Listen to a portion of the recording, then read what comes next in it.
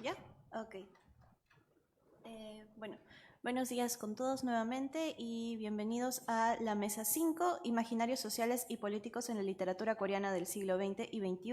Mi nombre es Paola Suxe y estaré moderando la mesa, que estará conformada por la bachiller Lucía Guerra, con su ponencia de Representaciones literarias sobre la violencia en Corea del Sur, un análisis de actos humanos de Han Kang. Ella es bachiller en Humanidades con mención en Lingüística y Literatura por la Pontificia Universidad Católica del Perú. Ha sido presidenta del comité organizador del 27º Coloquio de Estudiantes de Literatura PUC, enfocado en los vínculos culturales y literarios entre Asia del Este y Latinoamérica. Ha participado del programa Korean Foundation Global eSchool para Latinoamérica, dedicado a la investigación y estudio de la cultura surcoreana. Sus intereses se centran en los estudios de género, la literatura latinoamericana contemporánea y en el estudio de la literatura y cultura popular asiática. Actualmente es colaboradora del Centro de Estudios Orientales PUC y miembro del grupo de investigación José León Herrera, Estudios Asiáticos en el Perú. Nuestra siguiente ponente será la magíster Valentina Figueroa Muñoz de la Universidad Central de Chile con su ponencia titulada El olvido como dispositivo en ¿Quién sabe si mañana seguiremos aquí? De Kim Jung-ha, una literatura alegórica. Ella es licenciada en Letras con mención en Lingüística y Literatura Hispánicas por la Pontificia Universidad Católica de Chile y magíster en Estudios Coreanos por la Universidad Central de Chile. Cuenta con estudios en Doshisha University, Japón y Sosan University, Corea del Sur.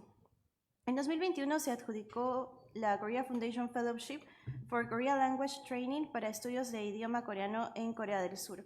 Actualmente se desempeña como coordinadora de proyectos en el Centro de Estudios Comparados de Corea en USEN y además es asistente de docencia en la Facultad de Letras de PUC. Este año inició sus estudios en el programa de doctorado en literatura en PUC y su área de intereses son los estudios focalizados de Corea y Japón, situados en problemáticas en torno a la lengua y el discurso en contexto de migración, y de igual modo los estudios literarios desde una perspectiva comparada. Finalmente, nuestra última ponente de esta mesa es la magíster Paula Libuy de la Pontificia Universidad Católica de Chile, con su ponencia titulada Imaginarios de la modernidad precaria en los cuentos de Cho Se-hui, Jang Wi-ha y Cho Sung-jak. Una poética espacial contraria al desarrollismo capitalista del siglo XX. Ella es licenciada en Letras Hispánicas, magíster en Literatura y actualmente se encuentra realizando el doctorado en Literatura en la Pontificia Universidad Católica de Chile. Ha participado en diversas investigaciones, en congresos nacionales e internacionales y ha publicado en revistas científicas. Sus intereses son los estudios espaciales, la literatura latinoamericana y asiática. En cuanto a esta última, ha sido ayudante de cátedra de literatura japonesa y coreana y también recientemente participó en una conferencia en Casa Asia en Madrid sobre lo weird y cotidiano en Kim Jung-ha y Han Kang. Con esto, por favor, un voto de aplausos para nuestras tres ponentes. Me faltó clase de literatura coreana en la Adolfo Ibai. Y bueno, empezamos entonces con Lucía Guerra. Buenos días a todos. Primero muchas gracias al Centro de Estudios Orientales por haberme invitado al simposio y también muchas gracias al profesor Somalavia porque, gracias a él yo conocí la obra de Han Kang hace ya muchos años y el tema del que voy a hablar es representaciones literarias sobre la violencia en Corea del Sur y voy a analizar la novela Actos Humanos de Han Kang. La estructura de mi ponencia va a ser una breve presentación de la autora y de la novela. Luego, para hablar un poco del contexto histórico, voy a hablar del levantamiento de Kwanju. De ahí cómo es que en la literatura coreana Kwanju ha sido un tema que ha sido representado tanto en la década de los 80 como en la década de los 90 y el nuevo milenio. Y finalmente voy a hacer el análisis de Actos Humanos de Han Kang. En cuanto a la autora, Han Kang nació en Kwanju, en Corea del Sur, el 27 de noviembre del 70. Estudió literatura coreana en la Universidad de Yonsei e inició su carrera como escritora en el 95 con obras dentro de su obra abarca tanto lo que es ensayo, colecciones de cuentos, poemarios y novelas, ¿no? Dentro de los premios que ha ganado está el premio Jisan, el premio internacional Man Booker, que es por el cual se volvió famosa con la novela La Vegetariana. Y hoy día en la mañana, como todos nos enteramos, ganó el premio Nobel. Y en cuanto a las obras que están traducidas al español, encontramos La Vegetariana del 2012, La clase de griego del 2011, que curiosamente se ha publicado hace no mucho. Luego La novela Blanco del 2017 y Actos Humanos del 2014. Haciendo como una breve descripción de la novela de Actos Humanos, Actos Humanos es una novela publicada hace como 33 años, 33 años después del levantamiento de Kwon Yu, y que a través de la narración y focalización en 7 diferentes personajes revive diferentes experiencias donde la violencia se convierte en un hecho que marca por completo la vida de estos personajes. El miedo, la angustia por no encontrar a los desaparecidos, la tortura, el duelo y el sentimiento de culpa de los sobrevivientes es algo que va a estar constantemente en la novela en cada uno de estos personajes. Y a partir de la construcción de esa novela hecha por diferentes voces y también diferentes conciencias, con lo cual podríamos pensar en una novela polifónica, representa actores que estuvieron durante y después del levantamiento, así como vamos a ver un intento por plasmar una memoria colectiva que nos acerca al entendimiento de un otro y reivindica la muerte de los fallecidos. Ya hablando un poco del contexto histórico que inspira y en el que está basado la novela, como varios sabrán, la historia de Corea del Sur estuvo marcada por regímenes dictatoriales a partir de la década de los 50, y que se encargaron de reprimir varias revueltas populares y protestas de la ciudadanía a través de actos de violencia y del sometimiento por parte de las fuerzas del orden. Uno de los episodios de mayor magnitud dentro de la historia de Corea va a ser el levantamiento de Kwon Yu, que ocurrió el 18 de mayo del 80. Este episodio también es conocido como la masacre de Kwon Yu, el movimiento democrático de Kwon Yu, o solo por la fecha del hecho, que es el 5-18. Y fue un levantamiento que ocurrió entre el 18 de mayo y el 27 de mayo. Este hecho ocurrió luego de la declaración de la ley marcial bajo el gobierno autoritario de Chun Doo-hwan. Frente a esto, un grupo de estudiantes de una universidad en la provincia de Jeolla protestó en contra de las medidas tomadas por el régimen, y en respuesta el gobierno reprimió violentamente a la población civil, motivo que llevó a que gran parte de la ciudadanía se posicionara en contra de esta violencia y, digamos, como respuesta por parte del gobierno hubo también mucha brutalidad de por medio, mucha represión que llevó a actos de tortura, por ejemplo, y que hasta la actualidad sigue siendo un tema relevante en la historia coreana, ¿no? En cuanto a la representación de Kwon Yu dentro de la literatura surcoreana, vamos a ver que ha sido representada hasta la actualidad incluso en diferentes producciones culturales, pero que esta ha variado conforme ha pasado el tiempo, ¿no? Y podemos ubicar este cambio dentro de 2 bloques, considero. Por un lado, podemos hablar de la literatura de la década de los 80. El levantamiento de Kwon Yu es un episodio histórico que hasta cierto punto se ha convertido en un tema en sí dentro de la literatura coreana contemporánea y que se inscribe dentro de la denominada literatura sobre el trauma. En cuanto a la literatura de la segunda mitad del 20, Lee Ji-eun menciona que cuando Corea del Sur salió de sucesivas dictaduras, la década de los 90 vio una avalancha de historias de reminiscencias centradas en el remordimiento individual entre activistas y principalmente la generación 386. Asimismo, mucha de la narrativa que emergió durante estos años de la dictadura aún formaba parte de una tradición de obras históricas que estaban comprometidas políticamente con la historia, ¿no? Y en este sentido, estas obras buscan representar hechos sociales y políticos de una mirada más realista y de un discurso que trata de ser coherente y lógico. En contraste con esto, vamos a encontrar que la literatura de los 90 y ya de los 2000 en adelante va a tener un cambio, no tanto en los temas, sino en la forma de representación. En contraste con las formas de representación durante el siglo XX, los recuerdos de eventos traumáticos se presentan como fragmentarios, a menudo incomprensibles y a veces deformados, cuya sensación de daño acumulado conduce a una lectura más enfática y empática. Se plasman experiencias íntimas que en sus narraciones implican la presencia de gestos, insinuaciones, fragmentos de silencios, objetos cotidianos y el sentido de pérdida. Igualmente veremos que con la entrada o con una mayor instalación de la democracia se da pie a la exploración de otros temas que están alejados de un compromiso político, digamos, como ocurría en los 80. Y vamos a ver la exploración de otros temas y el uso de, por ejemplo, episodios históricos utilizados como una metáfora, ¿no? Por ejemplo, en el caso de Actos Humanos, un tema que vemos mucho y que constantemente los personajes van sacando es el tema de la condición humana, ¿no? Si el ser humano es bueno o malo, y cómo es que dentro de Kwon Yu, por ejemplo, puede haber una unión tan grande entre la población civil, pero al mismo tiempo una brutalidad y una crueldad muy grande por parte de las fuerzas militares. Ahora, pese al cambio de la literatura en los 90, como estaba mencionando, Kwon Yu sigue siendo un tema muy relevante, pero acá las formas y recursos en la tradición de escribir historias en la literatura coreana moderna se ve transformada por ejemplo, los eventos históricos, o sea, con la llegada de la democracia, Por otra parte, lo que vamos a ver es que con ello muchas veces se va a repudiar mucho lo que es el discurso oficial y se va a tratar de mostrar como otro tipo de versiones, otro tipo de discursos diferentes al oficial. Luego vamos a ver que también se desdibuja el límite entre lo que son los recuerdos públicos y los privados, y al hacerlo hacer más accesible la vivencia experimentada y el dolor físico. Y otra cosa que vamos a ver es que se ofrecen piezas incompletas en lugar de una narrativa total y coherente, ¿no? O sea, por ejemplo, en la novela de Actos Humanos vemos que son diferentes narradores y en ese sentido no se articula un discurso lineal o un discurso que trata de ser totalizador, ¿no? Sino que vemos cómo es que a través de diferentes voces se va construyendo todo el panorama de lo que se va narrando. En este último punto, sobre esta incapacidad de hacer como narrar un discurso lógico y totalizador, considero que es un punto clave para hablar de por qué Actos Humanos no busca como tal una reconciliación, una solución con respecto al pasado nacional. Como se ve en la estructura polifónica, hay una imposibilidad al articular un discurso que dé cuenta de una experiencia única y coherente sobre la violencia ejercida en contra de la población civil. El lenguaje directo y lógico se convierte en una herramienta incapaz de plasmar por completo la experiencia traumática de quienes han vivido periodos de violencia.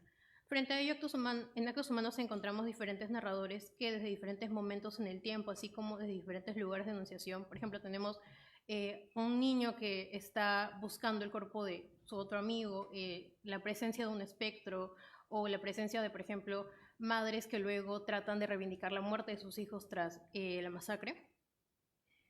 Vamos a ver que se plantea la posibilidad de representar la violencia, el dolor, la brutalidad y la crueldad de otros a través de otros medios, y con ello vamos a ver, por ejemplo, un énfasis en el cuerpo y cómo estas otras formas otorgan la posibilidad de expresar el trauma colectivo, así como las marcas en la memoria de los sujetos, y en este caso, cómo a veces es imposible que ese tipo de episodios sean zanjados hasta la actualidad, ¿no?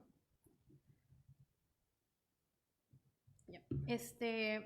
En cuanto a mi análisis sobre Actos Humanos, es una obra que expone las heridas de la devastación social, psicológica y sobre la identidad, al exponer un nuevo nivel de viveza en sus descripciones sobre el daño físico y el daño psicológico, que también es un tema que se explora más en la literatura a partir del nuevo milenio, el tema de los problemas psicológicos o los daños mentales que puedan sufrir los sujetos es algo que se encuentra más hacia los 2000. Y que concretamente en este caso es causado por el levantamiento. Lo que yo propongo como hipótesis es que veremos que en la novela Actos Humanos la presencia de 7 diferentes historias representadas y entrelazadas narrará la violencia ejercida contra los cuerpos de la población y su imposibilidad por superar la experiencia traumática, evento que se constituye como el centro de la vida de los personajes. En la ficción, los cuerpos mutilados y torturados se convierten en una metáfora de la situación social. Las víctimas no pueden desprenderse de las marcas de la deshumanización que causa el poder estatal. En consecuencia, no pueden articular un discurso respaldado por la institución oficial. A partir de esto, propongo que a lo largo de la novela el cuerpo se convierte en un elemento que funciona como un hilo conductor para entender la violencia, así como permite una memoria colectiva que reivindica la presencia del otro y que también, de alguna manera, volviendo a esta idea de la empatía, también nos hace relacionarnos de una manera mucho más humana con el otro. Yo con lo que quería empezar, tal vez no de la manera cotidiana, pero quería empezar hablando del epílogo, porque aquí es donde Han Kang, a modo de narrador y también como personaje dentro de la historia, va a rememorar cómo es que ella llegó a conocer acerca del levantamiento de Kwangyu. Si ella bien nació ahí, no vivió como tal el levantamiento, ella se muda meses antes de que ocurra lo del 18 de mayo. Y este impacto en primera instancia produjo e incentivó la creación de la novela. Como se menciona en el epílogo, pude hojear a escondidas este libro de fotografías un día en que los adultos estaban en la cocina viendo como siempre las noticias de las 9. Recuerdo el instante en que pasé la última página y vi el rostro de una chica profundamente desgarrado por el filo de una bayoneta. Algo frágil que había dentro de mí y que yo desconocía que existía se hizo añicos en silencio. Al insertar la figura del autor en la historia y al confesar sus luchas internas, sus pesadillas y el estado abrumador que ya se explica mucho más a profundidad en el resto del epílogo, lo que hace Han es hacer eco de ese sentimiento de incapacidad de poder explicar la experiencia del quebrantamiento, ¿no? O sea, no es que esté como tal elaborando lo que siente, lo menciona como algo frágil que se ha roto y algo que ella desconocía, ¿no? Y Sin embargo, veremos que a lo largo de la novela y a través de estos diferentes narradores que les he mencionado, lleva al lector una experiencia sensorial donde a partir de, por ejemplo, la mención del hedor, de la putrefacción de los cuerpos, de la presencia de espectros, intenta reconstruir la experiencia personal y psicológica que ocurrió en Gwangju en los 80. Otro elemento a destacar es la mención de la fotografía como el objeto de primer contacto con el hecho histórico. La fotografía, tanto la que encuentra dentro de los objetos de su padre como las que luego utiliza para investigar acerca del levantamiento, porque algo muy interesante de la novela es que Han Kang hace toda una investigación bibliográfica también en centros de memoria para tratar de reconstruir lo que ocurrió de forma más fidedigna. Coloca la fotografía como medio de transmisión y de reproducción de la experiencia traumática, así como se convierte en el objeto que en un inicio evoca la necesidad de escribir la novela. Por otra parte, a nivel de contenido de la fotografía, también se produce un impacto sobre el sujeto, el cual trastoca el orden y la normalidad, o sea, ese algo que se quiebra, ¿no? En ese sentido, el sujeto no solo es afectado a nivel, digamos, psicológico, sino también en su materialidad y en su corporalidad. El cuerpo se convierte en el centro de todas las significaciones y a partir de donde, como se ve a lo largo de los capítulos de la novela, se convierte en el territorio donde se disputa el poder, el control, pero también la capacidad de testimoniar el dolor experimentado y la capacidad en sí de poder enunciar el dolor y la deshumanización desde voces que se convierten en una proyección, digamos, de las voces de toda una comunidad.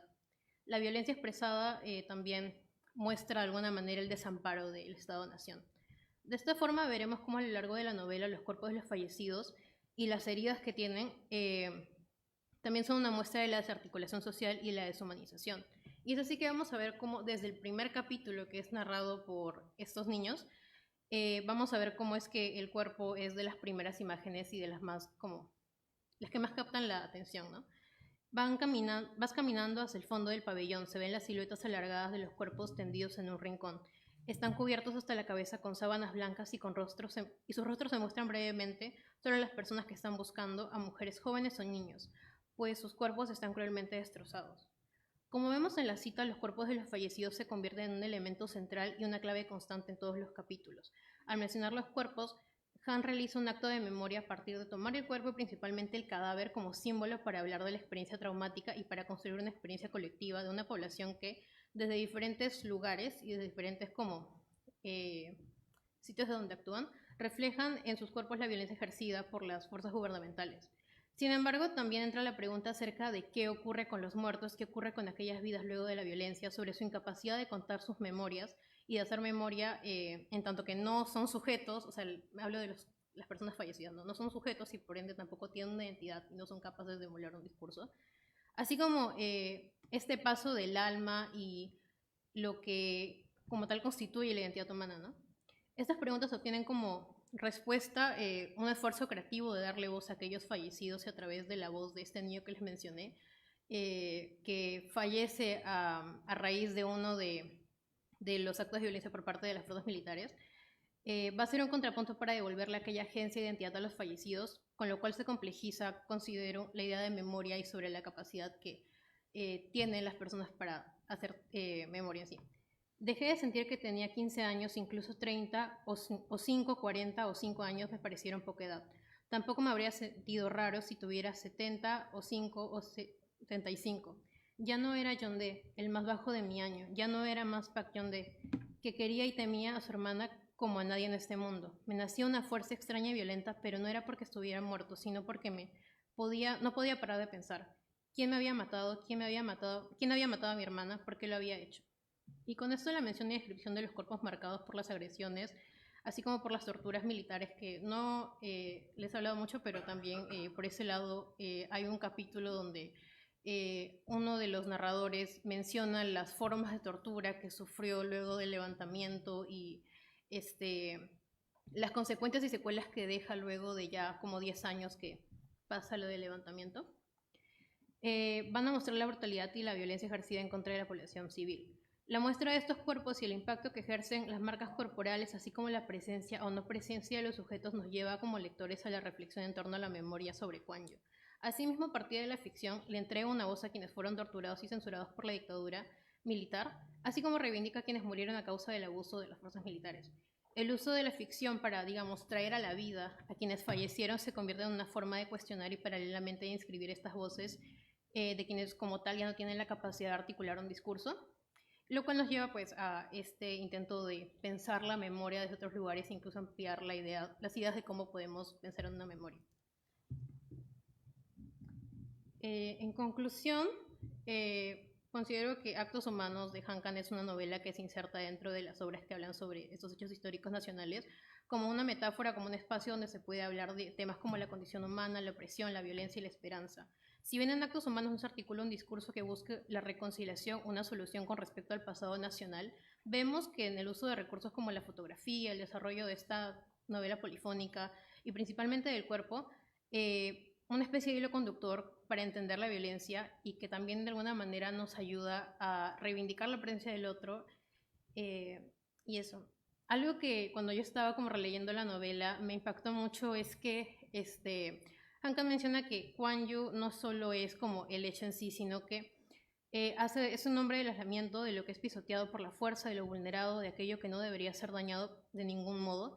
Creo que actualmente es muy relevante esa novela pese a que salió hace 10 años, porque de alguna u otra manera nos habla de temas más allá de un episodio nacional, sino es algo que podemos extrapolar incluso a nuestros contextos en Latinoamérica. Yo cuando leí la novela me acordaba mucho de, por ejemplo, Dios Ayacucho de Julio Ortega, me acordaba de La razón blindada de Aristides Vargas, que es un dramaturgo argentino.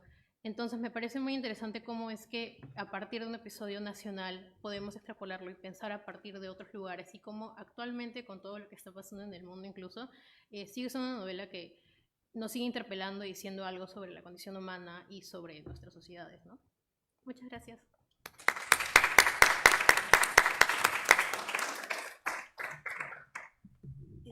Bueno, muchas gracias, Lucía.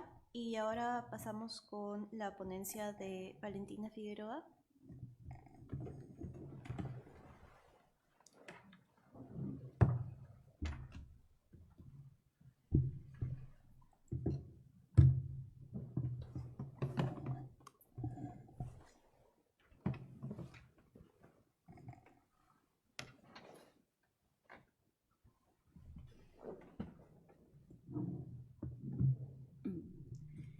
Muy buenos días todavía.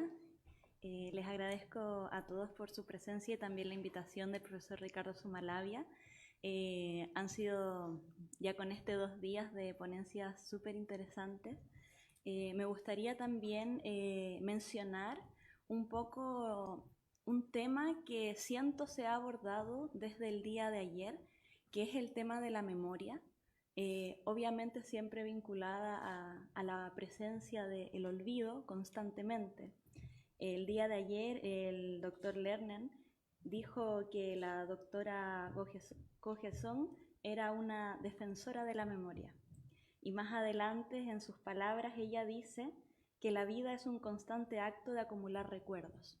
El día de hoy yo elijo la novela de Kim Yong-ha, que se traduce como ¿Quién sabe si mañana seguiremos aquí?, que precisamente Ingrid y el profesor Danilo mencionaron el día de ayer. Les quiero pedir disculpas por spoilers que aparecerán indudablemente. Sin embargo, mencionar también de qué manera podemos pensar la importancia de la memoria en el evento que aquí nos convoca y también la manera en la que el olvido también articula y presenta una realidad y una visión que muchas veces omitimos o que muchas veces habitamos con ella, pero pareciera estar un poco escondida. Yo presento acá una lectura alegórica tomando como eje un texto de Giorgio Agamben, que es un dispositivo, que él también lo analiza desde los estudios de Foucault, igual que Deleuze. Así que más o menos así voy a empezar un poco esta ponencia. Entonces, bueno, ya les resumí un poquito lo que aquí aparece, así que voy a avanzar.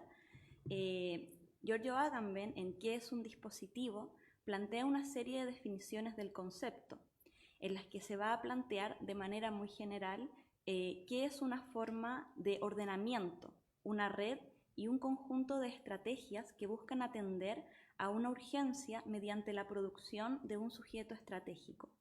De esta manera, el plan desarrollista coreano, que hemos estado estudiando desde ayer, un poco también conversando con el doctor Manuel sobre las alusiones también al capitalismo gore que se podrían hacer de Sayak Valencia, se da la bienvenida a una etapa de la modernidad.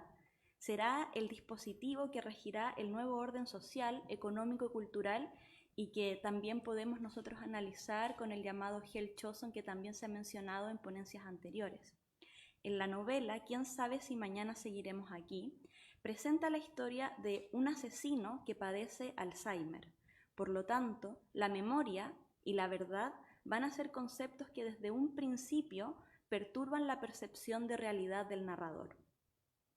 En la lectura propuesta en este trabajo, el protagonista será entendido como una figura alegórica del producto desarrollista, es decir, el sujeto en palabras de Agamben. Y la pérdida de la memoria es el olvido sistemático propiciado por el propio dispositivo. La novela comienza con una descripción sincrónica de la vida del protagonista, en la que se mencionan 3 etapas de su vida. Y ahora cito: mi niñez, antes de matar a mi padre; la juventud, viviendo como un asesino; y una madurez tranquila, sin muertes de por medio. En esta última etapa, Unji, que es su hija, juega un papel fundamental, pues es quien lo aleja del deseo de buscar nuevas víctimas. La hija entonces funciona como un talismán. Sin embargo, la muerte se instaura como un elemento constante sobre ella, pues durante toda la obra está en peligro de muerte. De esta manera, se configura un mundo en el que el asesino, con Alzheimer, debe proteger a su hija del hombre que toma por prometido, quien se revela ante el protagonista como un asesino serial. Él también se ve reflejado en este asesino y lo identifica porque hay ciertos elementos que comparte con su anterior vida también como asesino. En un inicio, el asesinato es una necesidad de supervivencia cuando él menciona que asesina a su padre. Sin embargo, pasa a transformarse en una manera de gozar la vida, un acto lúdico para el protagonista. Acá de nuevo podemos recordar el juego del calamar de la presentación de ayer. ¿Qué pasa aquí con lo lúdico y en relación a la muerte? Lo principal, cito acá, está en no dejarse capturar. Esta vez será diferente. Me concentraré únicamente en atraparlo, hablando del prometido de la hija. No será un asesinato, sino una cacería. Las complicaciones surgen cuando la enfermedad del protagonista se agudiza y empieza a olvidar que tiene que asesinar a este hombre, por lo que debe recurrir a estrategias para poder llevar a cabo su propósito, como portar una grabadora de voz o escribir un diario. Pese a que la novela enuncia de manera constante la enfermedad del protagonista, se constituye una verosimilitud en torno a estas 3 verdades que yo les propongo acá. En primer lugar, el protagonista era un asesino, y todos sabemos que esto es así en base a sus propias declaraciones. En segundo lugar, la hija tiene un prometido que es sospechoso. Y en tercer lugar, existe una conciencia culposa por los crímenes que coexiste con otra degradada, conformada por el gozo que el protagonista encuentra en su habilidad para matar. La pérdida de memoria se evidencia en espacios blancos en la narración, pues la novela está hecha de tal manera que existe, no sé, me recordaba a la poesía pequeña, porque hay muchos espacios en blancos que hace alusión también a esta pérdida constante de la memoria. Muy bella la manera en la que eso se retrata también. De esta manera se presenta un mundo que juega de manera paulatina y persistente con la impresión de realidad, tomando estos 3 elementos: qué es real, qué es ficcional, pensando que nuestro propio narrador está perdiendo la memoria. La lectura alegórica, a partir de la propuesta de Mir Rodríguez, consiste en un sistema cerrado de símbolos, de manera que si A significa Z, B tiene que significar Y y C significa X, y así sucesivamente. En la novela de Kim Yong-ha, el sistema de símbolos está dado por el binomio memoria-olvido, contenido a su vez en la visión de una sociedad gobernada por un dispositivo autorregulado, el desarrollismo, como ya lo mencionamos al inicio. Bajo este contexto, el olvido se convierte en una predeterminación, perpetuando los crímenes y la impunidad del sistema. El protagonista, según lo anteriormente expuesto, es el sujeto que surge como resultado del encuentro del dispositivo y la sustancia. La hija será entonces la sociedad no transformada, la sustancia en sí. Y el prometido de la hija, Pak Yute, es la fuerza que se opone al dispositivo en tanto que es enemigo del protagonista. Y el Alzheimer, entonces, es el olvido sistemático que va sufriendo, en este sentido, la sociedad contemporánea. La voz del protagonista expone las dificultades de su enfermedad y las medidas que toma para combatirla. Sin embargo, el deterioro de su memoria se agudiza cada vez más. Difícil de sostener una linealidad cronológica en el relato. Empiezan a aparecer recuerdos entrecruzados y los lineamientos del seguir de la narración se vuelve difuso y uno empieza a confundirse también y empieza también a sospechar. Hay ahí también una relación muy interesante que se produce con el propio lector. Hay vacíos y fragmentos que parecieran escapar de la narración, demandando autonomía del argumento de la obra. Cada fragmento podría leerse de manera autónoma, lo que podría generar también microrelatos dentro de esta composición. Del mismo modo que la memoria se va perdiendo, sucede algo similar con la presunta tranquilidad y dominio emocional del protagonista. Y aquí cito: «Desconozco la filosofía, la moral. En mí vive una bestia, y las bestias no saben de valores éticos. Entonces, ¿a qué vienen estos sentimientos? Cuando la percepción del tiempo comienza a deteriorarse, todo aumenta de velocidad. El deseo de asesinar se incrementa, así como también la histeria y la paranoia. Es imposible no pensar en la agonía del tiempo y en cómo esa misma percepción llegará a su fin conforme al avance de la enfermedad». El protagonista, como sujeto desarrollista en esta lectura alegórica, está condenado a vivir en el crecimiento acelerado y en la cultura del palli-palli, que creo que ya aquí muchos conocen, que subordina de cierta manera el actuar contemporáneo de la sociedad coreana. Luis García indica que en la actualidad los dispositivos disciplinarios siguen ejerciendo su rol, pero al mismo tiempo, y cito, son integrados a nuevas funciones de control, por ejemplo, la producción y el consumo y la disciplina y el control. Respecto a esto, Agamben, que es de quien yo tomo su propuesta para generar esta relación, propone que lo que ocurre en esta etapa del dispositivo es una desubjetivación, es decir, la formación de un sujeto de forma larvada. En efectos sociales, Corea se va a constituir sobre un molde capitalista del cual no podría escapar. Sin embargo, se ha llegado a un punto en el que el molde se fundió con el cuerpo, generando un producto autorregulado y desenfrenado. La hija del protagonista, Kim Un-ji, se muestra como una mujer que no sabe cómo lidiar con la degradación mental de su padre y que finalmente es asesinada por él. Aquí es donde ocurre el spoiler, lo siento, y también el cambio repentino del giro de la historia, porque uno dice, ¿pero qué pasó aquí? Y todo se empieza un poco a descontrolar en términos narrativos y uno no puede dejar de leer. Se revela entonces hacia allá el final de la novela, y me disculpo nuevamente, que Un-ji no era hija del protagonista, sino que una voluntaria de servicio comunitario para ayudar a los adultos mayores, desestructurando todo el mundo ficcional de la novela y las tres verdades que parecían incuestionables, que son las que yo les planteo al inicio, un poco también para que nos riamos de esta verosimilitud imaginada. Un-ji, como sustancia de la sociedad coreana, representa a Corea entonces antes de la división bajo esta lectura.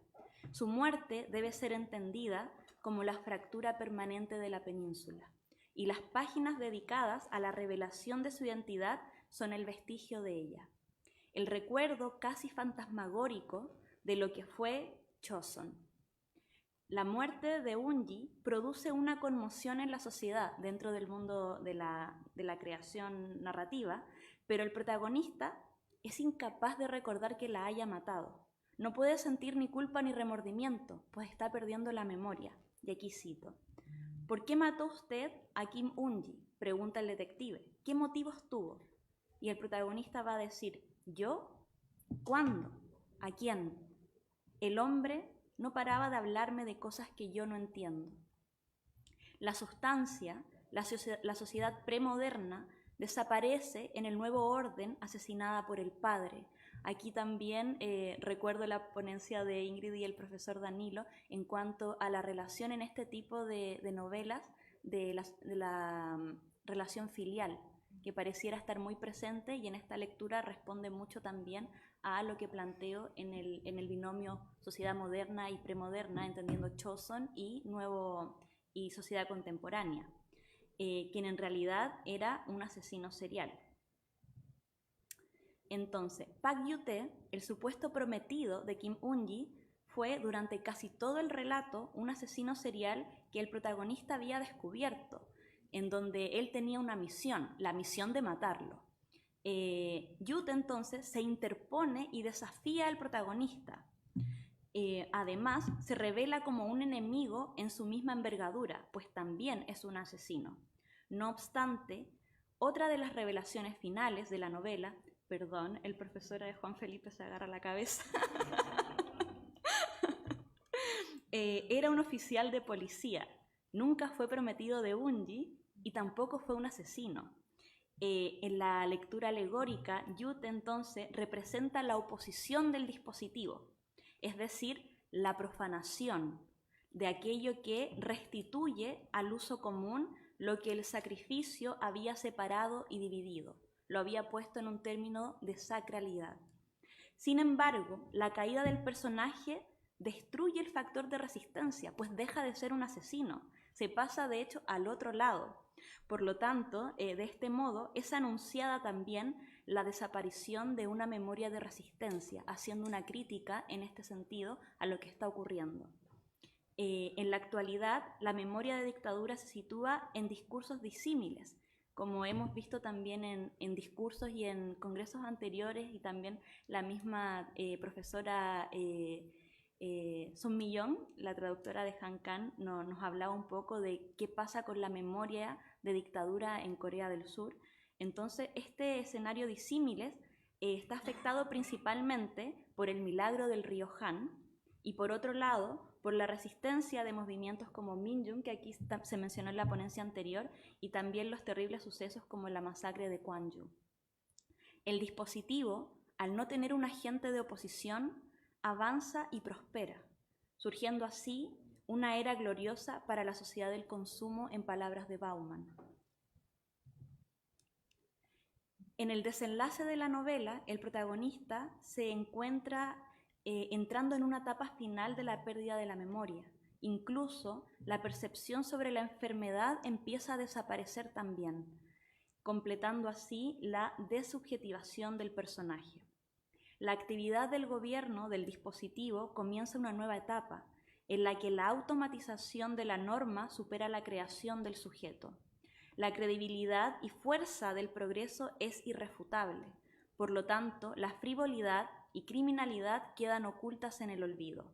Cito aquí: ¿por qué quiere comprender el mal?, le pregunté yo, dice el protagonista. Porque sólo así podré evitarlo. El mal, responde, dejaría de serlo si se pudiera comprender. No es el mal lo que uno debe temer, es el tiempo. Nadie puede vencer el tiempo, ni nada puede hacer contra él.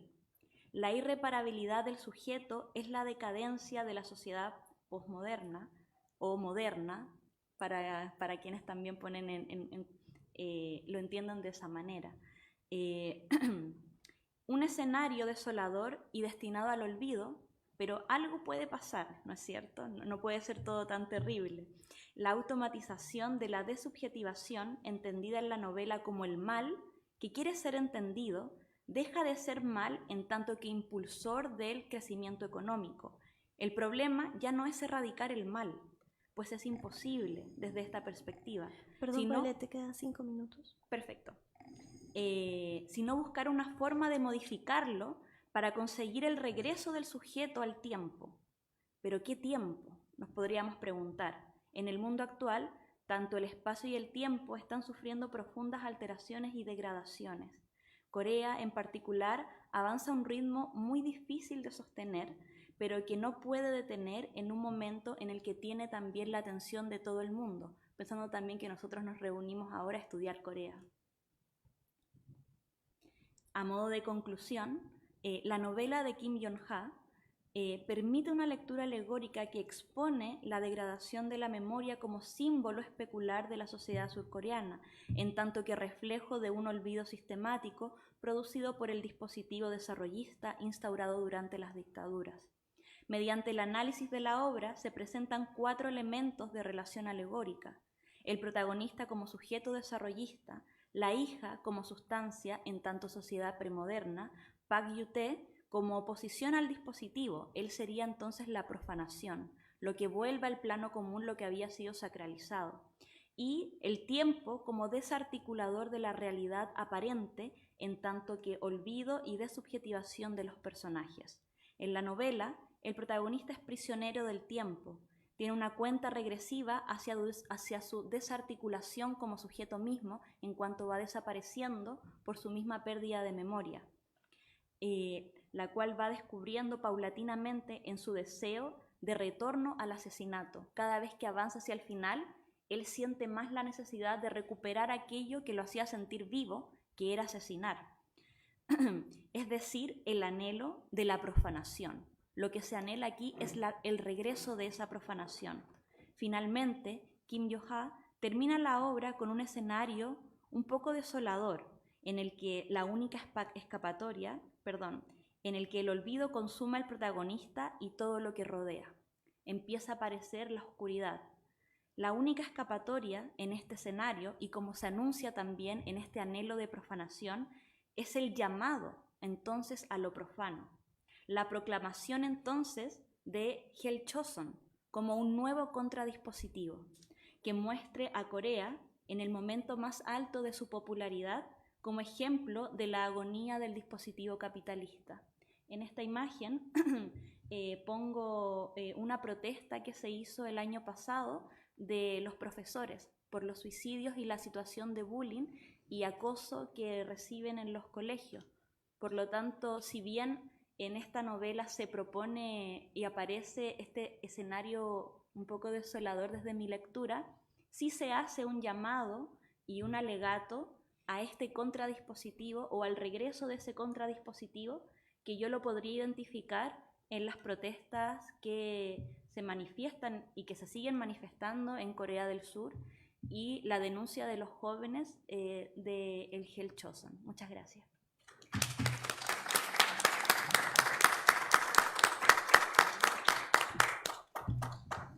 Gracias, Valentina, por tu ponencia. Y ahora, para finalizar las ponencias de esta mesa, seguimos con Paula Libuy.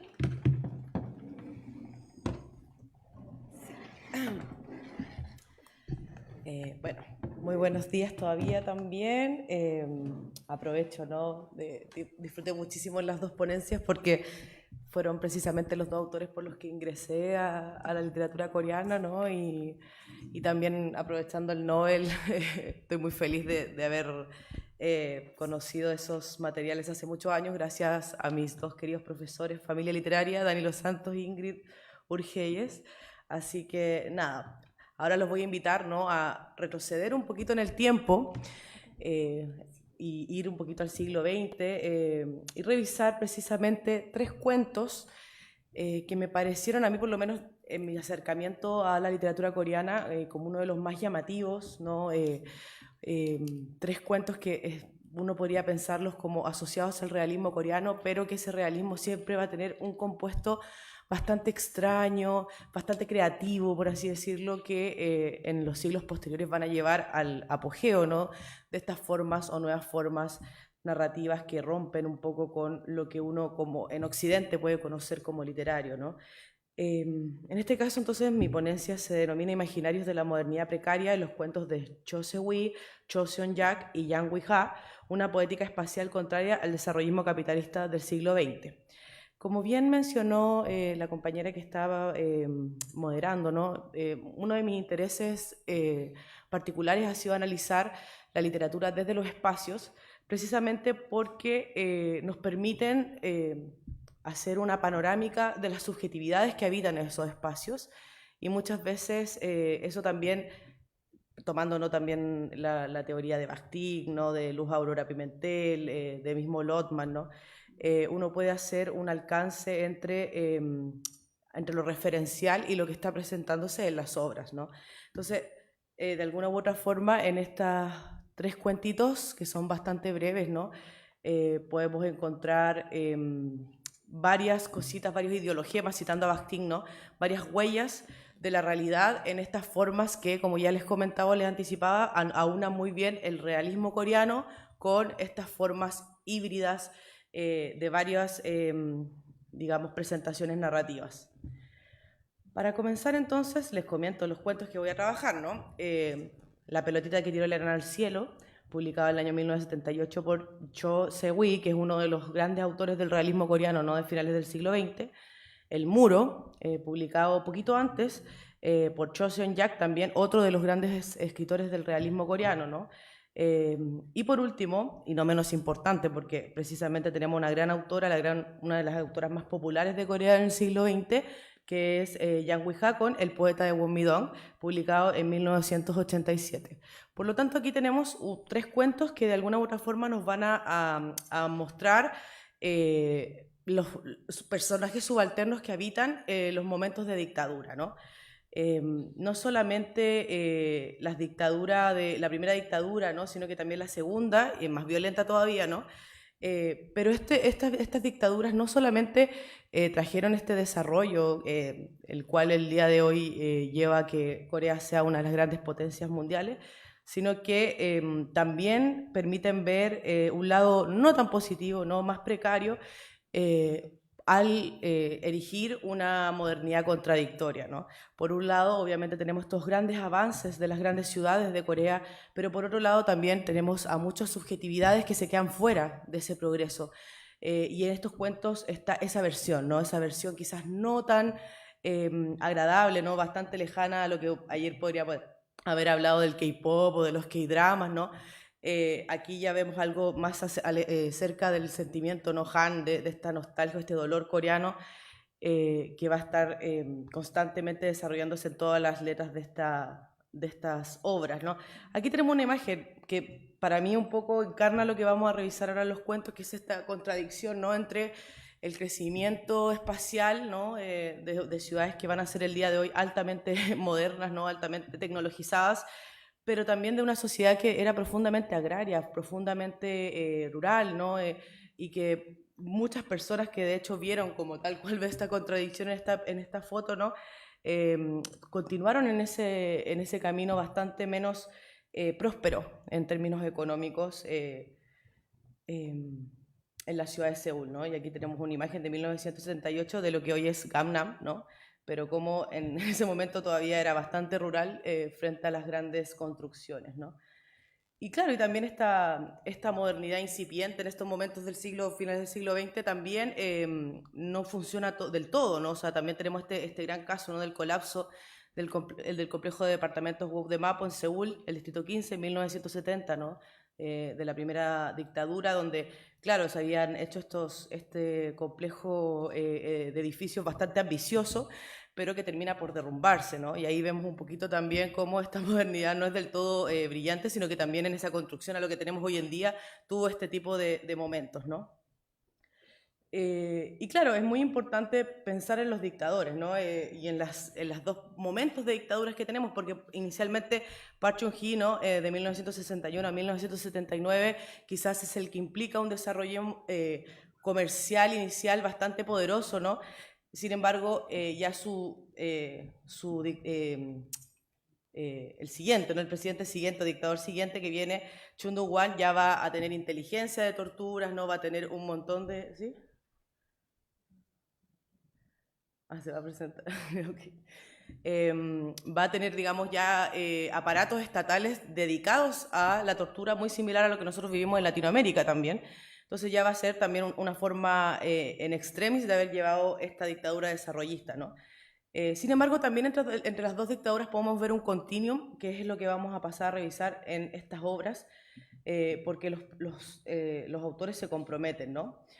También hay que pensar que obviamente estas dos dictaduras levantan a las masas, que es lo que bien comentaron también en las ponencias anteriores, ¿no? Y tenemos el movimiento Minjung de trabajadores, ¿no? Proletarios, que en algún momento también va a terminar en la masacre, como vamos a ver más adelante, pero que estuvieron constantemente haciendo oposición a las dictaduras, ¿no? Y que también estaban de la mano de muchos artistas. No había mucho poeta, estos mismos autores, ¿no? Muy comprometidos con el movimiento Minjung, y de alguna u otra forma eso va a hacer que estén enfrentando, al menos desde la cultura, a este modelo económico, que obviamente no es solamente un modelo económico, sino que también, como ya les decía, viene de la mano de la represión, de la tortura y de otros aparatos que van a estar perjudicando sobre todo al lado más precario de la sociedad coreana. Y claro, es interesante lo que nos dice Kim Jong-il respecto al espacio, ¿no? Porque sale un poco de una tabla rasa, ¿no? O sea, a partir de las dictaduras se intenta borronear la tradición espacial coreana, y aquí cito, ¿no? Dice: el régimen había masacrado sin piedad la teoría espacial de los pueblos tradicionales coreanos, una armonía espacial basada en las características geográficas, la topografía y la dirección del sol, es decir, las coordenadas propuestas por la naturaleza. Ellos no tenían en absoluto ningún interés en considerar las implicancias geográficas, ecológicas, humanas y culturales del lugar de la casa o del emplazamiento del pueblo. Para esta gente, el lugar de la casa y el emplazamiento del pueblo eran espacios neutrales comparables con una hoja en papel en blanco, que se le podría llamar sin problema espacio incoloro, ¿no? Blanco. En consecuencia, para nosotros lo único importante era producir, vender, ganar dinero y dormir. Por lo tanto, nuestra existencia era solo funcional y de mantenimiento en un espacio mecánico en el cual vivir como parásitos o gorriones, ¿no? A propósito de la película Parasite, muy famosa, ¿no? Hay algo de eso también en esta modernidad que no alcanza para todos y que implica borronear también ese pasado tradicional coreano, ¿no? Bueno, y tenemos antecedentes no literarios, obviamente, a las dictaduras y a estas obras, ¿no? Que tienen que ver con el colonialismo japonés, que va de 1910 a 1945, ¿no? Un episodio bastante oscuro en la historia de Corea que ustedes ya han comentado en las ponencias anteriores, pero también va a ser súper importante, como ya bien sabemos, la Segunda Guerra Mundial, ¿no? Y el conflicto entre Rusia y Estados Unidos, que de alguna u otra forma va a derivar posteriormente en la Guerra de Corea, dividiendo la Guerra de las Coreas, ¿no? Es interesante cómo no solo estos autores que voy a presentar en breve, sino que en general los autores que yo he leído al menos fantasean bastante con la reunificación, ¿no? Sobre todo pensando en que estuvieron 5.000 años unidos y solo los últimos 70 años ya están divididos, ¿no? Entonces hay algo de eso inmiscuyéndose en estas letras, ¿no? A pesar de estar en la ficción, siempre hay una patita, aunque sea mínima, en la realidad, ¿no? Y bueno, el antecedente literario para mí más importante, creo, de estas obras, y bueno, también de Han Kang. Hoy día recordaba que misma Han Kang había dicho que La Vegetariana, ¿no? y Los frutos de mi mujer nacen a partir de un verso de Yi-sang, ¿no? Que decía que las personas teníamos que ser como las plantas o algo así. Me parece que también en estas narrativas que aunan lo realista con lo extraño, con esta como hibridación narrativa, está como antecedente el gran poeta y narrador coreano Ji-sang, ¿no? Que murió muy joven, a los 27 años, por tuberculosis, que nos dejó un cuento que me parece que es bastante similar, sobre todo al enano que tiró la pelotita al cielo, que es Alas, que mezcla también una subjetividad masculina bastante extraña frente a una chica que es su esposa, ¿no? Que es prostituta. Él parece bastante apocado, ¿no? En un lugar bastante también precario. Pero es interesante como ya bastantes años antes, casi 50 en algún caso, 40, ya podíamos ver esta mezcla entre un realismo y esta hibridación narrativa, ¿no? Que vamos a pasar a revisar. Los autores entonces de la época, es decir, los que vamos a pasar a revisar, que van desde 1978 o 76 hasta el 1987, se comprometieron con los procesos sociales y construyeron una extrañeza artificial híbrida entre el realismo con otros soportes narrativos como los archivos, la ciencia ficción, la novela del yo, el absurdo, el naturalismo, entre otras narrativas, ¿no? Y ya entrando a los cuentos como tal, el primero que les quiero compartir, y que para mí de hecho fue muy impactante leerlo por primera vez, ¿no? Me parece que tenemos presente justamente a la persona que lo tradujo al español, que me parece que también es un honor. Es este cuento, ¿no? Que es parte de esta compilación de varios cuentos, ¿no? El enano, pero que en la traducción al español tenemos esto, ¿no? Que es bastante llamativo y que uno dice, vale, ¿en qué estamos, no? Y trata de una familia bastante poco convencional, ¿no? Porque el padre es un enano, y claro, se ven como los 3 hijos adultos ya no entran en la modernidad de este desarrollismo capitalista, son expulsados de la fábrica en la que trabajan, porque esto es cuando son niños, ¿no? Pero después ya están grandes los chicos, y el padre termina de alguna u otra forma mostrándole un camino en el que ellos no pueden habitar en esta modernidad, ¿no? No tienen espacio, como subjetividad es otra, entonces el enano, ¿no? Está pensando constantemente en fuera del planeta, ¿no? Por eso hay algo de ciencia ficción también en este realismo. Y bueno, esta novela, este cuento fue tan importante para Corea que brevemente tuvo su versión fílmica, ¿no? O sea, su versión audiovisual. Entonces fue muy importante también para las masas coreanas. Y va a ser muy importante, como les decía, no solamente que está esta familia bastante extraña, sino que los 3 hijos van a ser las voces, ¿no? Y de alguna u otra forma van a estar mostrando como dolor coreano o estas formas de sufrimiento a partir de esta modernidad contradictoria, ¿no? Y cito, dice, la gente llamaba enano a mi papá y tenían razón, era enano, desgraciadamente solo en eso tenían razón, en el resto nunca. Lo digo con toda seguridad y puedo jurar en nombre de toda mi familia, papá, mamá, Yeonjo, Yeonji y yo. Jurar en nombre de toda mi familia significa arriesgar el honor de nosotros 5, ¿no? O sea, eso como también bien tradicionalista coreano. Los que viven en el paraíso no tienen por qué pensar en los que viven en el infierno. Pero nosotros 5, viviendo en el infierno, soñamos siempre con el paraíso. No hay ni un día en que no pensemos en el paraíso. El hecho de vivir significa un sufrimiento. Nuestra vida es como una guerra, y en esa guerra siempre perdemos. Aún así, mi mamá sabía aguantar todo, pero esa mañana ya no se pudo aguantar más, ¿no? Y ahí ese que no se pudo aguantar más fue cuando les quitan la casa, ¿no? Les quitan su barrio para poder generar, de hecho, los edificios que pudimos ver en las fotos anteriores, ¿no? Y es interesante cómo en esta extrañeza narrativa podemos ver incluso documentos, ¿no? Al interior de la obra, que se presentan, que precisamente tienen que ver con el anuncio de demolición y después con una boleta, ¿no? Que va a buscar la hija, ¿no? La hija del enano, que termina siendo también una mujer bastante agentiva, digamos, más que los hermanos, de alguna u otra forma logra escapar de esta modernidad violenta. Pero es extraño también cómo se van amalgamando, ¿no? Estas formas, ¿no? Incluso una especie de archivo, ¿no? De este momento en el que a ellos les solicitan dejar su casa, ¿no? Bueno, al final, ustedes, no quiero spoiler del todo, pero hay una especie también de suicidio, ¿no? De parte del padre al pensar, ¿no? en terminar con su vida, ya no poder seguir viviendo en este espacio, ¿no? Ya se le habían quitado su casa, sus hijos quedaron sin trabajo, su hija fue cooptada por un chaebol que se la llevó casi. Entonces él ya no ve mucha salida y termina tirándose de una manera extraña también desde la fábrica en la que habían trabajado por muchos años sus hijos, ¿no? Y ahora, pasando a otro cuento, ¿no? En esta modernidad, o este realismo extraño, presenta, digamos, una narrativa bastante particular, el cuento El Muro, ¿no? Que fue publicado un poquito antes que El enano que tiró la pelotita al cielo. Sin embargo, me parece que están como bastante en sintonía, pensando también en este realismo extraño, ¿no? Bueno, se trata de un chico que es cojo, ¿no? Que su padre digamos, es bastante precario, había sido abandonado por su esposa, la madre, ¿no? Y vivía de matar perros, ¿no? Y matar perros, venderlos a un restaurante de comida, que ya se veía bastante mal en esa época comer perro, ¿no?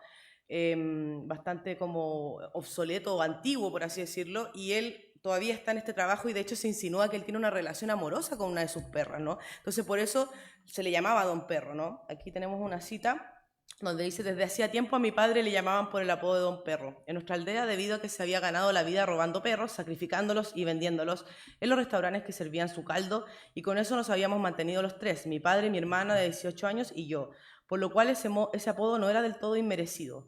No solo era eso, corrían también rumores, un tanto dudosos, de que mi padre había tenido algo con una perra. Si eso era cierto, Don Perro era el apodo que mejor le venía, ¿no? Entonces ya también tenemos otra familia disfuncional que en este espacio se convierte en extraña, ¿no? A partir de, digamos, quedar obsoleta en las tradiciones coreanas más antiguas que la modernidad ya no quiere, ¿no? Que es lo feo, ¿no? De la ciudad, un poco lo grotesco. Paula, claro, ¿sí? te quedan 5 minutos. Ya voy a apurarme entonces. Bueno, entonces en construcción del muro termina el padre muerto enterrado en la modernidad, ¿no? Y es precisamente que se convierte en un muro para poder no mostrar la pobreza, o sea, dividir la ciudad entre el lado beneficiado y el lado que no, y el padre termina después de una enfermedad, ¿no? Y de una manera bastante aleatoria, enterrado bajo el muro. Entonces también ahí hay una simbología en donde realmente los personajes que son precarios de estos espacios no pueden seguir viviendo en la modernidad, ¿no? Y por último, y no menos importante, como les decía, está el texto del poeta Eguon Midón, publicado en el año 1987 por la única autora que aquí cito, ¿no? Y que va a ser alegoría no solamente a este momento de decadencia de la primera dictadura, sino que ya en la segunda, donde hay una violencia desatada a partir, digamos, en las calles, en las masas. Y también tiene una estructura similar a la del enano, ¿no? O sea, son varios cuentos donde el poeta Eguon Midón es uno de los más importantes al centro, ¿no? Del relato. Pero claro, la traducción de la compilación completa es gente de Eguon Midón, entonces también tienen otros cuentos que no hacen relación directamente con estos personajes. Aquí lo extraño, ¿no? Este realismo coreano extraño que tenemos acá es de una chica que tiene 6 años y sus amigos tienen 27 años, ¿no? Que es precisamente un poeta y un comerciante. Ella es una niña genio, ¿no? Es una chica bastante despierta y lamentablemente ella no logra entender, digamos, las repercusiones de esta dictadura que rodeaba a esta zona periférica de Seúl, porque no es Seúl céntrico, sino que es hacia las afueras, donde su población, como su lugar seguro, donde estaban estos amigos, se vuelve, digamos, ominosa, ¿no? Precisamente porque su amigo el poeta, que también le llamaban fantasma soltero porque no tenía pareja, ¿no? Y estaba también asociado a una tradición poética donde también se hablaba del fantasma soltero, termina siendo apaleado, ¿no? Y apaleado en la calle, y ella queda muy impactada de por qué su otro amigo no es capaz de defenderlo, ¿no? Y ahí, intrínsecamente, uno comprende, ¿no? Que no pudo hacerlo porque también podrían haber sido apaleados ellos, ¿no? Porque estaban en momentos de violencia estatal, digamos, violencia en los barrios periféricos, y es muy triste, ¿no? Porque ella como niña, a pesar de ser una genia, no logra comprenderlo, ¿no?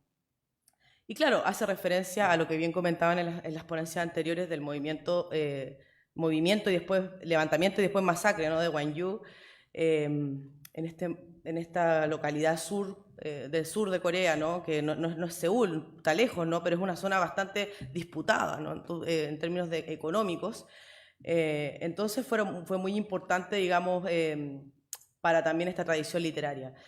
Entonces estamos ante 3 cuentos que son polifónicos. A pesar de tener, digamos, narradores en primera persona, como yo les decía, estamos ante obras que son bastante realistas y bastante, digamos, colectivas, porque tenemos visiones que son no solamente unilaterales, sino que vamos incluso a las voces primeras se les van incrustando otras voces, ¿no? Entonces tenemos una panorámica un poco de lo que va pasando en estos barrios decadentes, ¿no? de Corea, y es una preocupación estética política de los autores, porque como les digo, por un lado tenemos esta preocupación por el realismo, por lo que está sucediendo contextualmente, pero también esa preocupación por la forma, por mostrar algo llamativo, por mostrarlo de una manera no, digamos, referencial 100%, sino que de una manera bastante genuina en términos literarios, ¿no?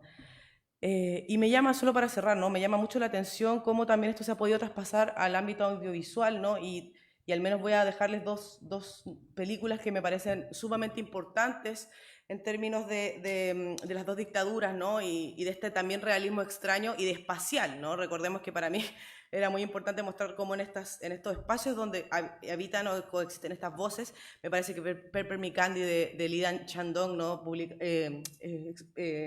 Que salió en el año 1999, es maravillosa en términos de mostrarnos cómo, de hecho, estas dos décadas, ¿no? Cómo se va hacia atrás un chico que terminó siendo un torturador, ¿no? Pero que inicialmente había sido esto, ¿no? Un chico cándido que trabajaba en una fábrica y que quería vivir sus sueños, ¿no? De la fotografía, pero al final termina corrompido, ¿no? Pasando por el ejército, etcétera, termina suicidándose, ¿no? Y hay un espacio también moderno importante porque de hecho el tren es el símbolo, ¿no? El tren, el viaje por las líneas del tren es donde se va haciendo también hacia atrás esta historia. Y es muy interesante porque esta estructura fragmentaria, Paula, un minuto. Al reverso, digamos, se va al reverso. Entonces uno puede ver esta película de atrás para adelante o de adelante hacia atrás y la desazón va a ser la misma, ¿no? Es muy impactante esta película en términos de estas 2 décadas, porque finalmente esta historia personal es la historia nacional, por así decirlo, ¿no? Y por último, 1987, ¿no?, de Yang Jung-hwan, es muy interesante porque precisamente tenemos muchas voces, también son bastante fragmentarias, ¿no?, en donde con un realismo casi milimétrico, porque se intenta, digamos, relatar casi los mismos hechos en términos de archivo, ¿no? Por ejemplo, tenemos esto, ¿no?, el asesinato de uno de los estudiantes, de hecho, en el contexto de las protestas, ¿no?, post-Gwangju, y se intenta, digamos, reflejar exactamente, ¿no?, es sumamente milimétrica, pero también es extraña en el sentido de que va cambiando, ¿no?, de lo oscuro, o muestra a los torturadores con colores, paletas muy oscuras, versus a los buenos con luminosos, ¿no?, y muy esperanzador por otro lado. Entonces también tiene como, a pesar de ser muy realista, esa extrañeza narrativa, ¿no?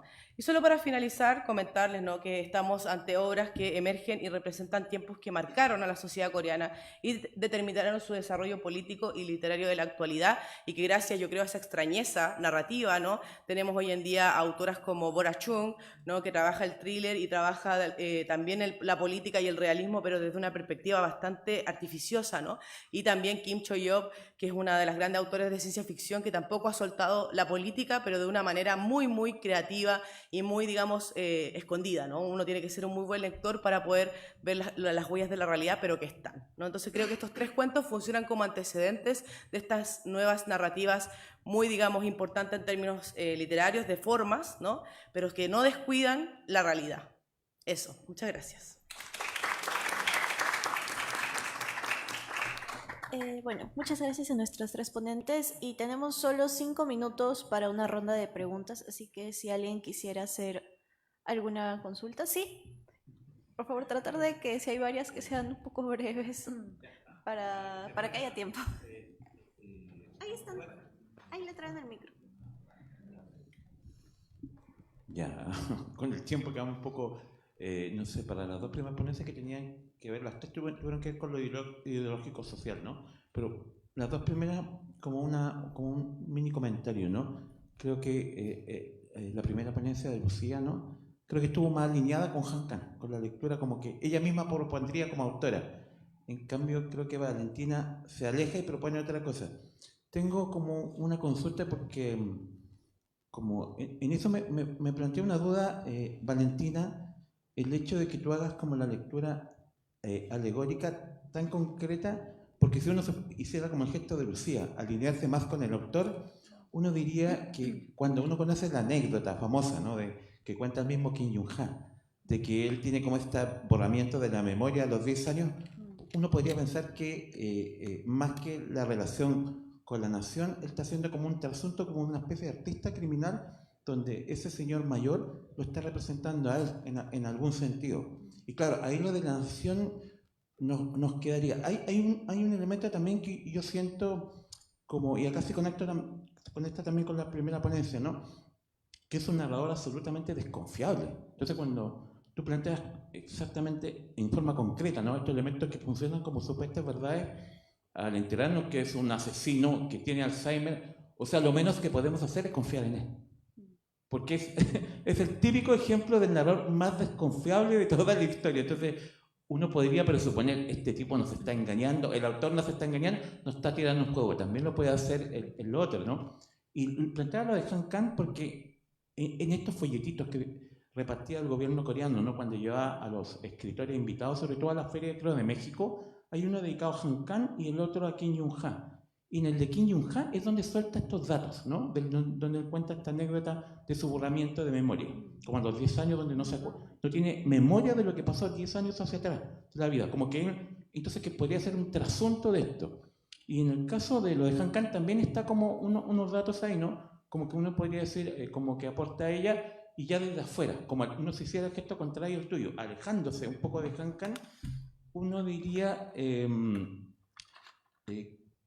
alguna vez con Ingrid presentamos en Japón una cosa sobre memoria, en donde me di cuenta que los estudios de memoria, a propósito de como que ellos que no pertenecen como lo literario, ¿no?, son mucho más amplios.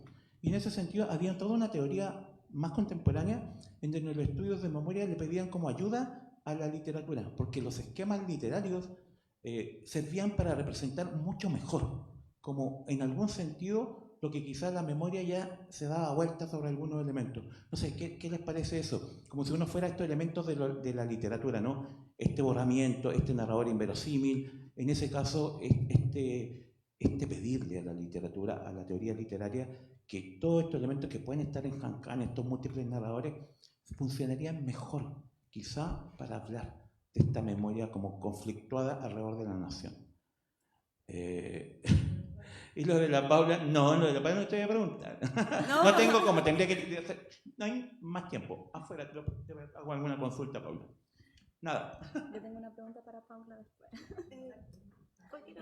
¿Quién responde primero? Ya. ¿Me escucha? Sí.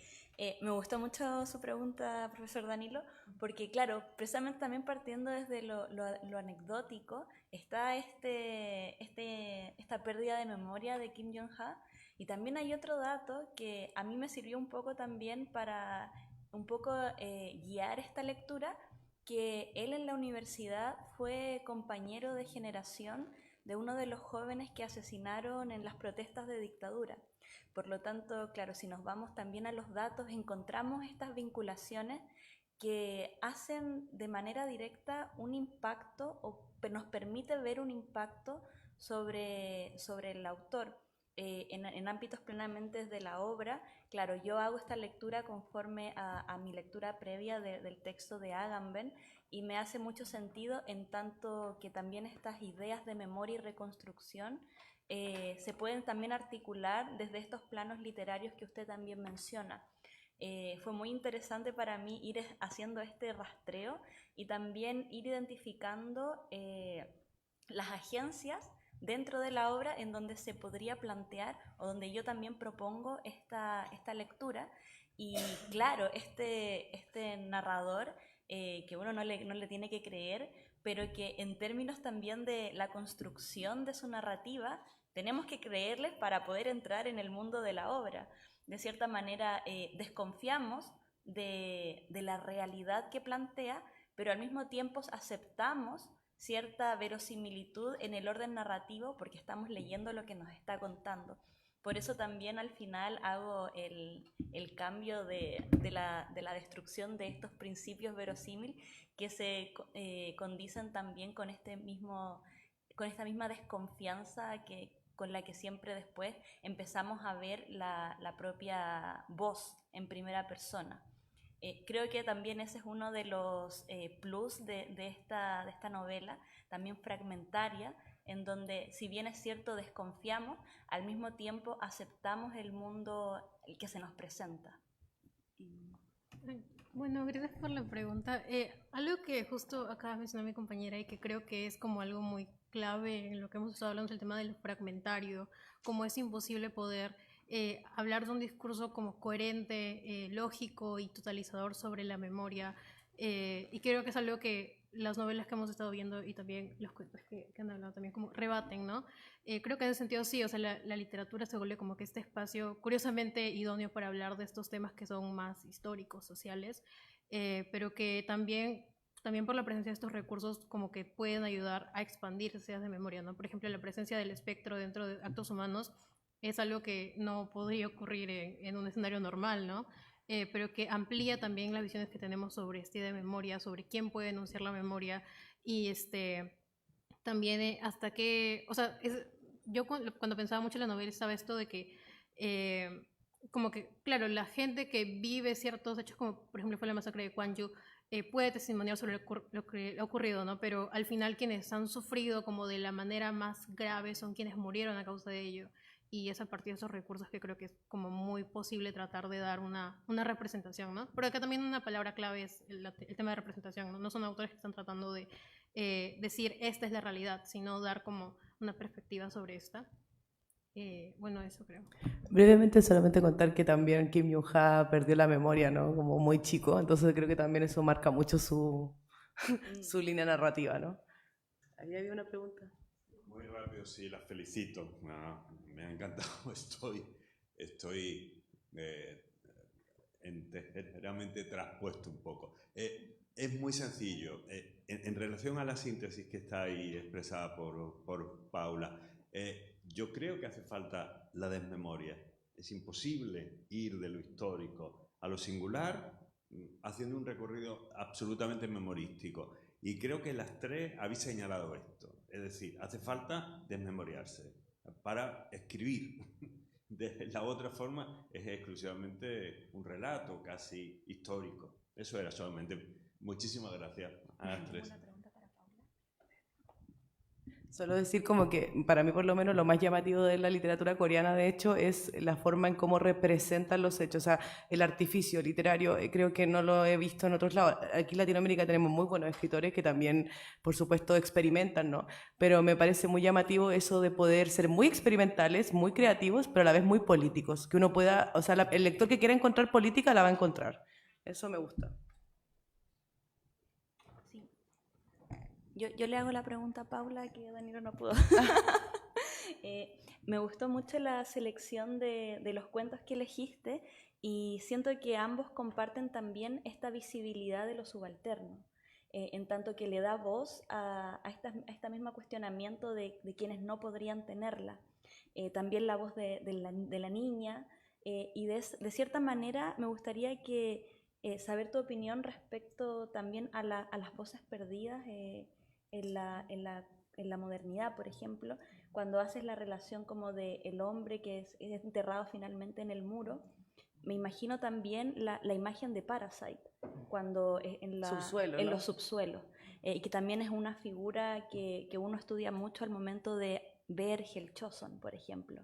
Como tú eliges estos textos en donde se da visibilidad a lo subalterno, en donde se sube deja de ser subalterno, deja de ser un otro, ya no hablamos de un otro porque tienen voz. Y esa cosa que tú rescatas a mí me parece súper buena. Por eso me gustaría saber tu opinión sobre cómo lo ves en el contexto de Corea, vinculándolo a la sociedad un poquito. Claro, estas voces perdidas que tú también mencionaste de manera muy poética también en tu presentación. Bueno, muchas gracias por la pregunta porque precisamente me permite hablar un poquito de uno de los cuentos que más me ha gustado en el último tiempo, que es Conejo Maldito de Bora Chung, ¿no? Me pasa que, volviendo a lo que recién comentaba, a mí lo que más me gusta de Corea precisamente es esa amalgama entre forma y fondo, ¿no? Entre política pero también, y realismo, pero también de experimentación, de formas nuevas, de contar las cosas no como ya las conocemos. Y claro, transformar también a la otredad en una cosa importante, digna, ¿no? Muy, digamos... como en su lugar, no digamos, no en el lugar de siempre la otredad, ¿no? Sino que siempre están siendo personajes totalmente importantes al interior de las obras, en estas tres obras al menos.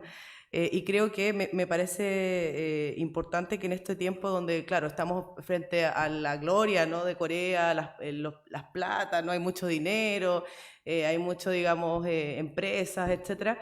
Creo que evidentemente sigue siendo un país bastante desigual y me parece que es interesante cómo la literatura se hace cargo de mostrar esa parte no tan bonita, ¿no? de la modernidad y en este caso del neoliberalismo.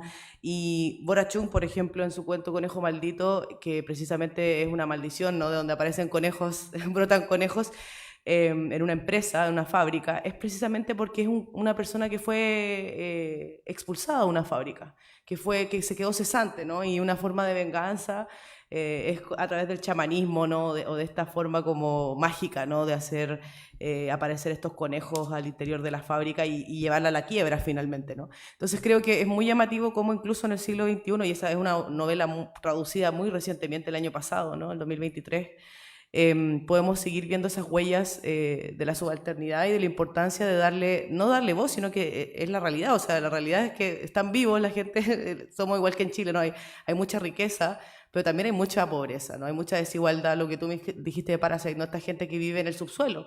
Y es real, ¿no? Que en Corea tenemos edificios que son hacia abajo y no hacia arriba. Y precisamente son los más baratos, ¿no? Entonces, creo que también es importante cómo la literatura sigue, y desde Jisang, ¿no? Jisang, que también, como yo les comentaba, el antecedente de estos cuentos, sigue tocando la clase, ¿no? El contexto de clase al interior de sus imaginaciones de una manera muy, muy creativa. Entonces creo que al menos para mí la literatura es quizás más importante que la historia en ese aspecto, o la sociología, porque permite, digamos, darle el lugar digno que tienen las personas que no gozan o que no gozamos del modelo neoliberal actual. Eso. Muchas gracias, Vale. Con eso ya cerramos esta mesa y nuevamente agradecer a nuestras tres ponentes. Un aplauso para ellas. Hola, chiquillas. Y bueno, en unos minutos empieza la última charla magistral del simposio, así que los invitamos a quedarse y continuar con nosotros. Gracias. Gracias.